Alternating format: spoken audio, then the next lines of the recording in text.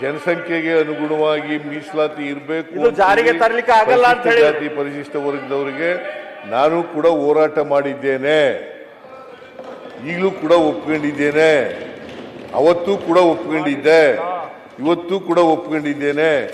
ಯಾವತ್ತು ಕೂಡ ಪರಿಶಿಷ್ಟ ಜಾತಿಯವರಿಗೆ ಪರಿಶಿಷ್ಟ ವರ್ಗದವರಿಗೆ ಅವರ ಜನಸಂಖ್ಯೆ ವಿರೋಧ ಮಾಡಿಲ್ಲ ಅಂತ ಹೇಳಿದ್ದೀನಿ. ಅಲ್ಲಿ ಕೂತ್ಕೊಂಡು ಮಾತಾಡಬೇಡಿ. ಅದಕ್ಕೆ ವಿರುದ್ಧವಾಗಿ ಹೇಳಿಲ್ಲ. ಬೆಲ್ಲದವರು ಸುಳ್ಳು ಹೇಳ್ತಾ ಇದ್ದಾರೆ,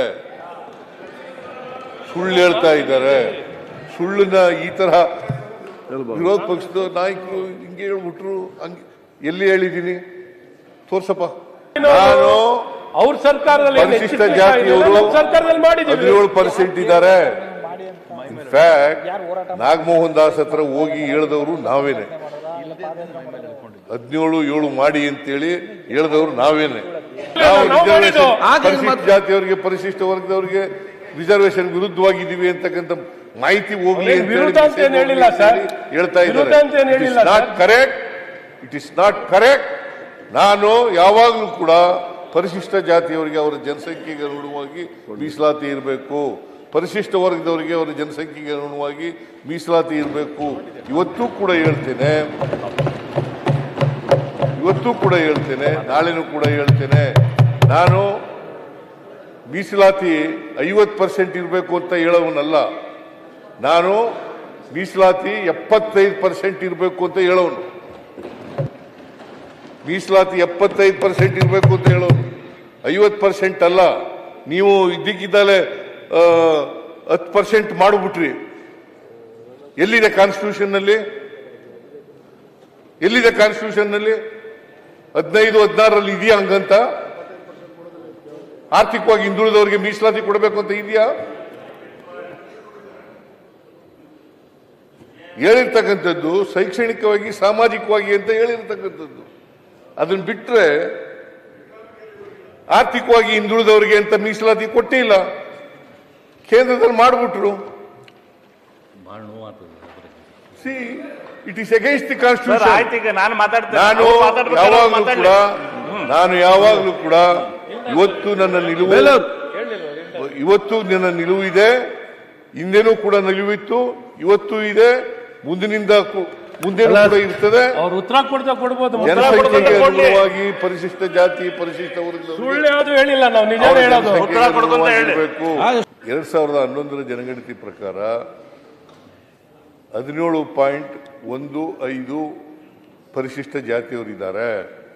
ಪರಿಶಿಷ್ಟ ವರ್ಗದವರು 6.95 ಜನ ಇದ್ದಾರೆ, 6.95 ಇದ್ದಾರೆ. ಒಟ್ಟು ಸೇರಿಸಿದ್ರೆ 24.10 ಆಗ್ತದೆ. ಅದಕ್ಕೋಸ್ಕರ 24% ಮೀಸಲಾತಿ ಇರಲೇಬೇಕು ಅಂತೇಳಿ ನಾನು ಹೇಳಿದ್ದು.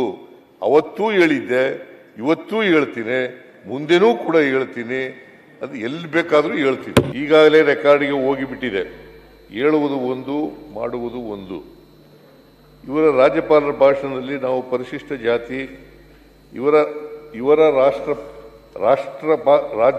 ರಾಜ್ಯಪಾಲರ ಭಾಷಣದಲ್ಲಿ ನಾವು ಪರಿಶಿಷ್ಟ ಜಾತಿ ಮತ್ತು ಪರಿಶಿಷ್ಟ ವರ್ಗದವರಿಗೆ ಮೀಸಲಾತಿಯನ್ನು ಉದ್ಯೋಗದಲ್ಲಿ ಮತ್ತು ಶಿಕ್ಷಣದಲ್ಲಿ ಕೊಟ್ಟಿದ್ದೇವೆ ಎಂದು ಬೆನ್ನು ತಟ್ಟಿಕೊಂಡಿದ್ದಾರೆ. ನಿಮ್ಗೆ ಹೇಳ್ತಾ ಇರೋದು, ಬೆನ್ನು ತಟ್ಟಿಕೊಂಡಿದ್ದಾರೆ. ಪರಿಶಿಷ್ಟ ಪಂಗಡದವರಿಗೆ, ಪರಿಶಿಷ್ಟ ಜಾತಿಯವರಿಗೆ 15ರಿಂದ 17%, ಪರಿಶಿಷ್ಟ ವರ್ಗದವರಿಗೆ 3ರಿಂದ 7%.